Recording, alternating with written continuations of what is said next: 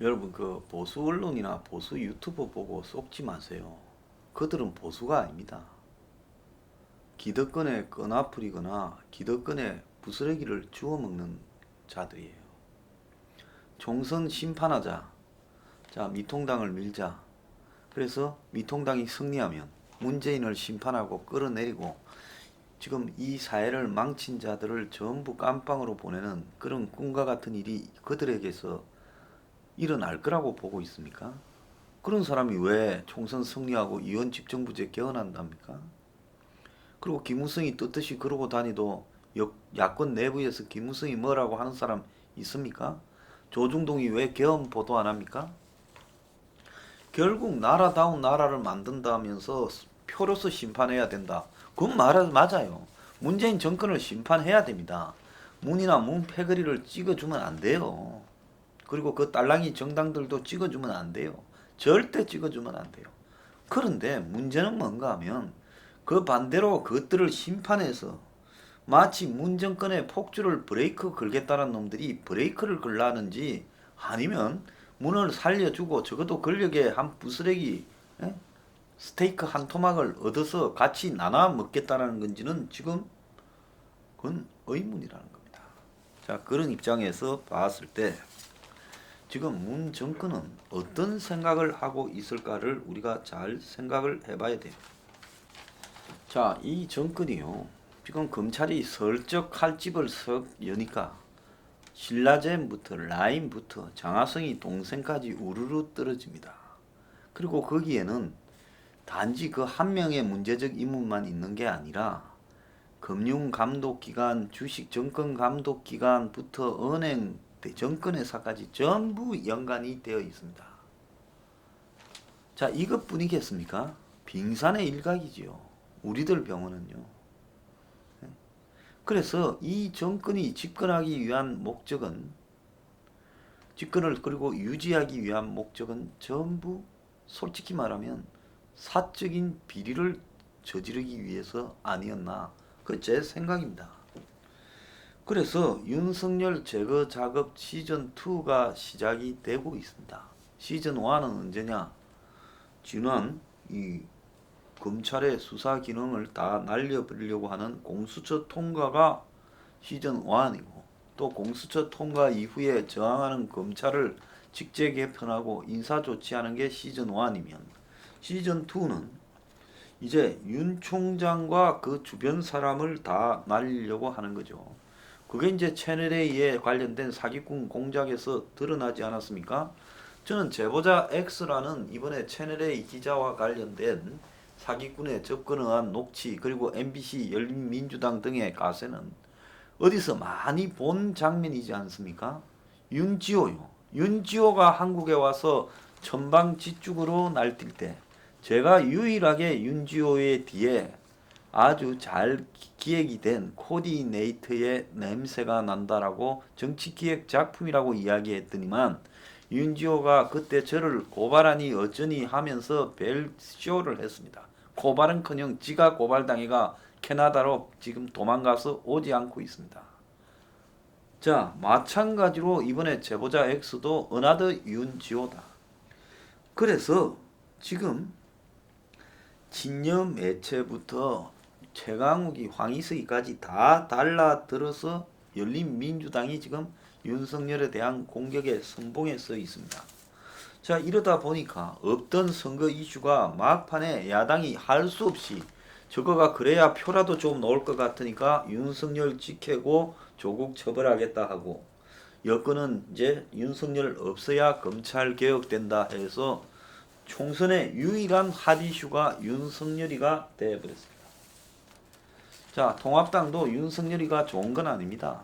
황교안이나 김종인이는 윤석열을 좋아하지 않습니다.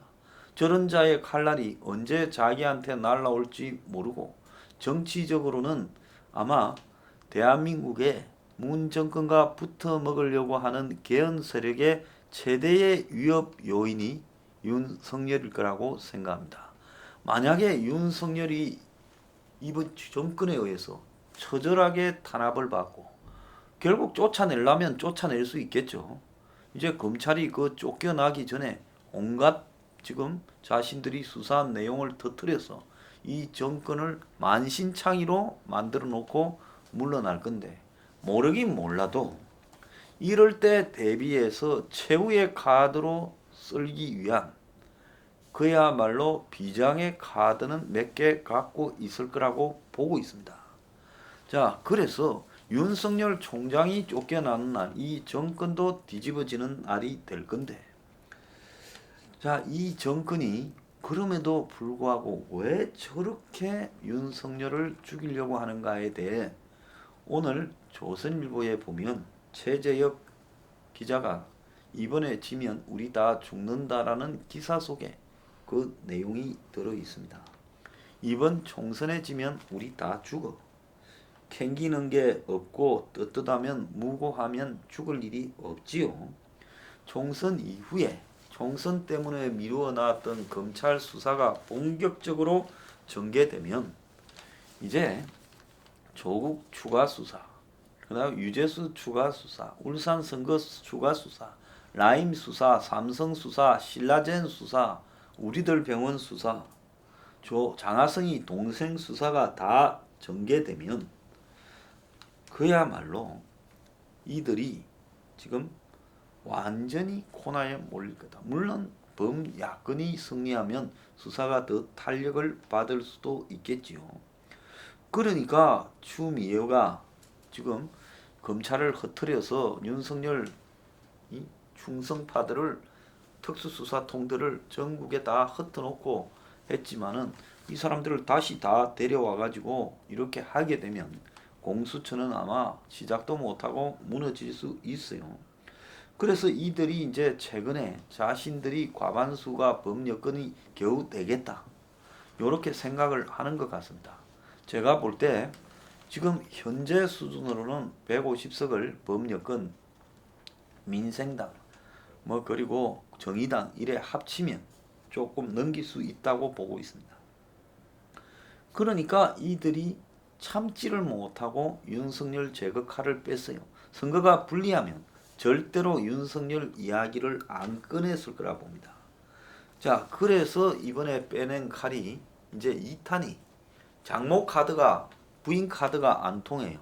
그러니까 2탄에 저 한동훈 검사장 윤석열 척근 카드를 채널A와 관련해서 공작적으로 빼냈습니다. 자, 그래 가지고 이제 그걸 가지고 흔들어서 윤석열 주변을 감찰하겠다, 지금 이렇게 하고 있어요.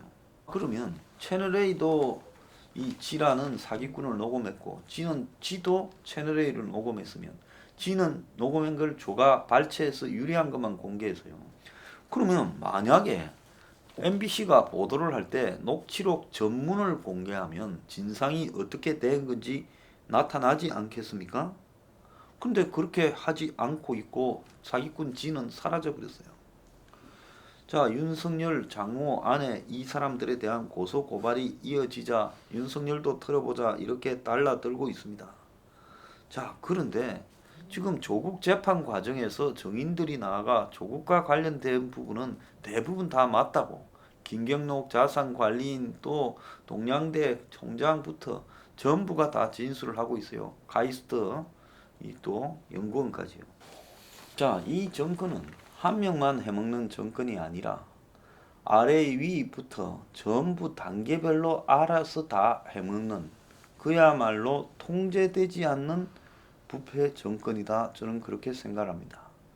자, 그렇게 되다 보니 누가 어디서 얼마만큼 해먹는가 하는 부분을 다 알지도 못하고 또 해먹는 아바디들이 특화되어 가지고 주로 이제 주종목에서 해먹는 이런 부분까지 되어서, 자, 그야말로 잡았을 때 다 해먹자.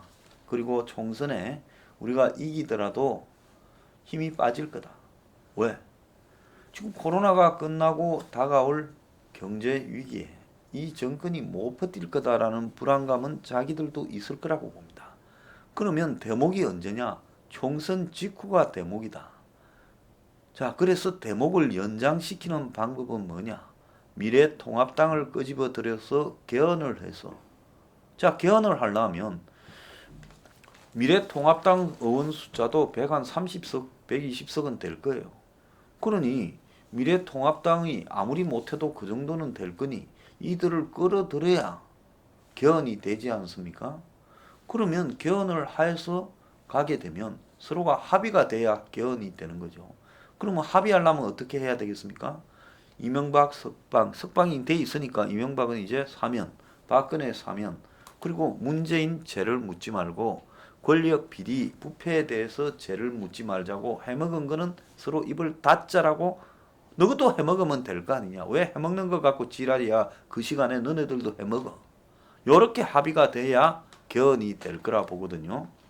그래서 이 정권이 총선 직후에 그야말로 지금 비리 수사를 본격적으로 윤석열이 판을 벌이기 전에 윤석열을 조기에 잘라내고 그리고 난 뒤에 곧바로 개헌으로 지금 6월 1일 날 21대 국회가 개헌하면 돌입할 거다. 이렇게 보입니다.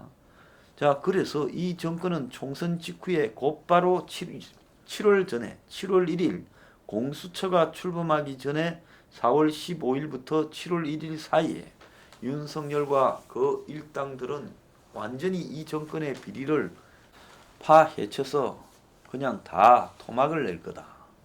그리고 제일 큰 지금 딜레마가 삼성이다.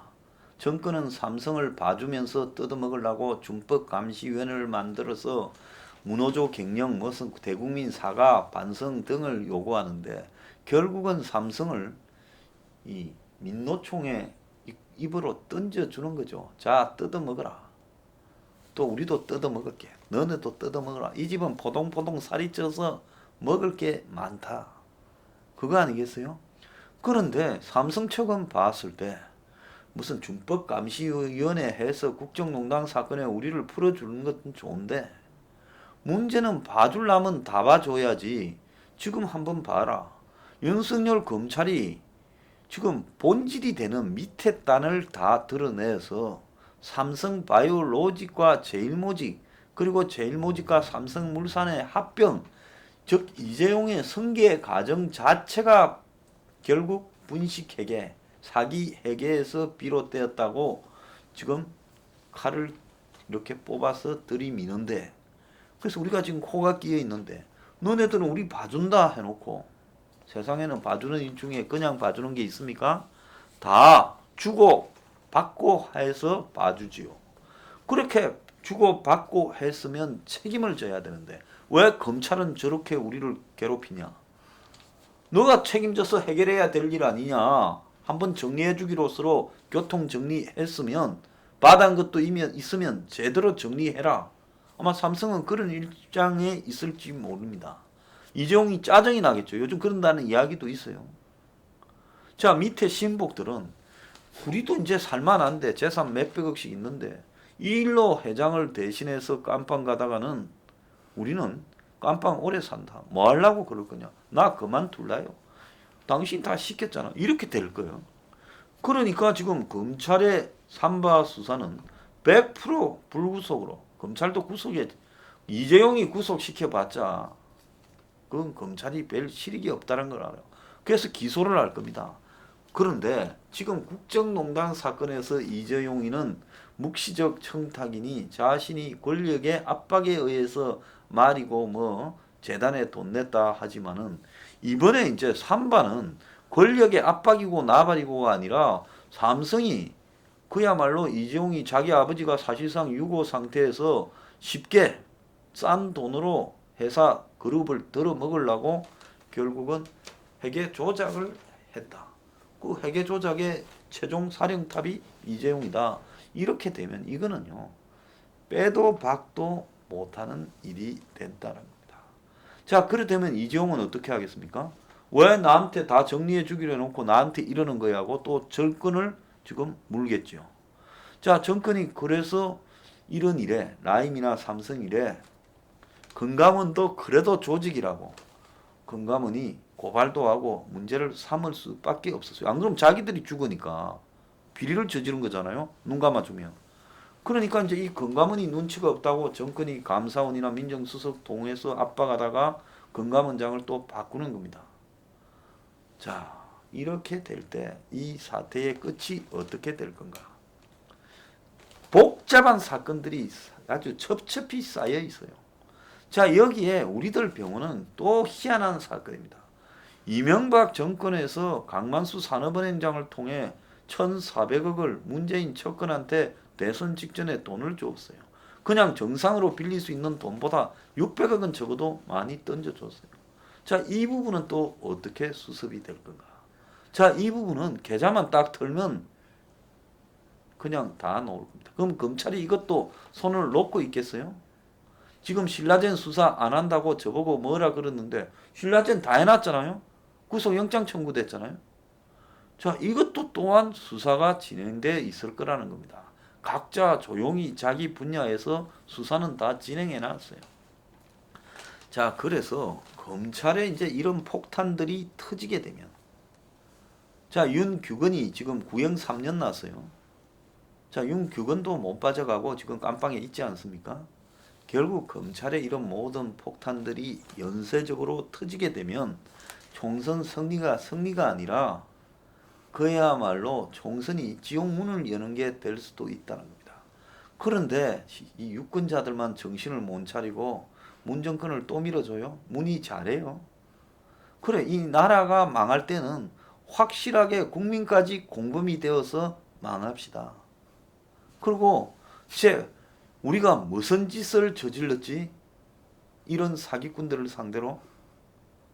자, 그래서 나라가 망할 때는 국민도 공범이 돼야 됩니다. 어쨌거나 총선 직후에 문 정권의 온갖 잡다한 비리를 검찰이 공격할 거고, 문은 검찰의 윤석열 총장과 그 측근들을 잘라내려 할 거고, 그리고 그걸 잘라내고 그 후유증을 결국은 지금 미통당과 견으로 갈라 할 거고, 견으로 갈라 하면 이제 어떻게 해야 되겠어요? 황교안은 총선 끝나고 나면 집에 갈 겁니다. 보니까 이제 황교안 부인 공천 관련 금품 수수 주장이 나와서 황교안 측에서 법적 조치를 취하겠다라는 말까지 지금 나오고 있습니다. 이제 나올 거 다 나오고 있어요. 자, 그리고 김종인은 또 경기도 어디 가가지고 더불어민주당을 승리라고 이야기를 했다고 합니다. 더불어민주당을 국회에 보내달라고, 경기도가 아니고 중랑구 상봉터미널에서 그랬네요. 미래통합당을 더불어민주당이다. 지난번에 그 현충원에 가가지고 방명록을 쓸 때도 그렇게 쓰고, 또 얼마 전에 라디오 가서는 미래통합당을 민주통합당이다 했는데, 자, 자기도 왔다 갔다 하니까 입에서 정체성 혼란을 불러일으켰어. 뭐 자기도 모르게 그런 소리가 나올 수 있죠. 이해합니다. 문제는 이제 황교안은 집에 가고, 아마 김종인이 그래도 선전했다 하면서 비대위원장을 맡아가지고 미통당을 이끌고 문재인과 이제 위원직정부제 개헌을 시도하지 않겠나. 그거 아니면 저 영감님이 뭔 일이 있어서 정치판에 전화에 재등장하겠습니까? 자, 그래서 그 이후에 벌어질 온갖 추악한 일들을 잘 지켜보기 바랍니다. 다 국민의 선택입니다.